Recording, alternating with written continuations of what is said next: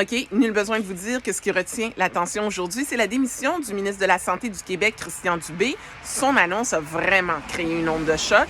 Parmi les médecins, il y en a qui sont contents. C'est sûr qu'on ne peut pas être contre donner accès à la population à des soins, mais dans la façon de le faire, il avait choisi une façon coercitive. Et il y en a qui sont très, très contents. Honnêtement, il n'y a plus personne dans le milieu médical qui a confiance en lui. C'est Sonia Bélanger, l'actuelle ministre des Aînés et des Services sociaux, qui va le remplacer. Je ne sais pas si vous vous rappelez d'elle. Elle était passée en Outaouais il y a quelques semaines pour justement jaser de la loi 2.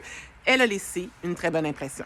Au moins, on a maintenant peut-être quelqu'un qui connaît le réseau de la santé. À ce niveau-là, c'est un petit peu plus rassurant. J'ai de mes collègues qui ont trouvé que c'était quelqu'un qui avait une bonne écoute. J'espère qu'elle aura cette sensibilité-là, même qu'elle pourra nous supporter davantage.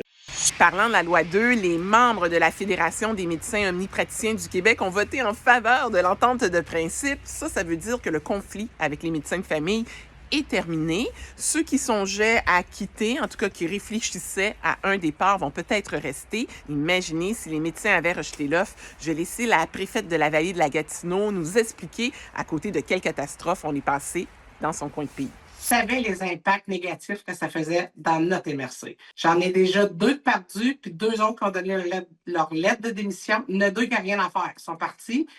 Il y en a 2 autres qui ont donné leur lettre de démission. Je les ai rencontrés hier en fin de journée. Probablement que si la loi passe selon les demandes, qui vont rester.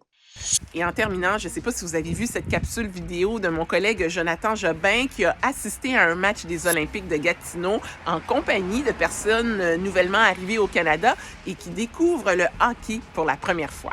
Tu voulais organiser une soirée comme ça. Pourquoi c'était important pour toi? C'est vraiment un sport très important pour le Canada.